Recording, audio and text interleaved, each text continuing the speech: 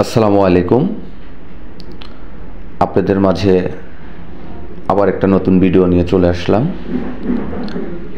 এখন আমি যে জিনিসটা বানাচ্ছি এটা একটা টুলস। আপনাদের বাসার পানির লাইনের দেখা যায় যে অনেক সময় ট্যাপ জ্যাম হয়ে যায়, ভিতরের পাইপটা যেটা থাকে ওইটা জ্যাম হয়ে যায়, অ্যাসিড দিয়েও ক্লিয়ার হয়।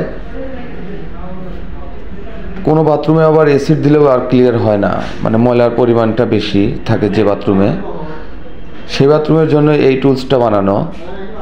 এই টুলসটা পাইপের ভিতর যত ময়লাই থাক এটা বের হয়ে যাবে। দেখতে থাকুন কিভাবে আমি এই টুলসটা বানাই।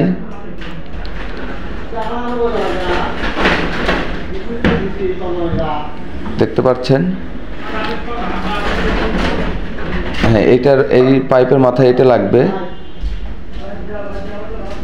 হ্যাঁ, এভাবে এটাকে কাজ করতে হবে। দেখেন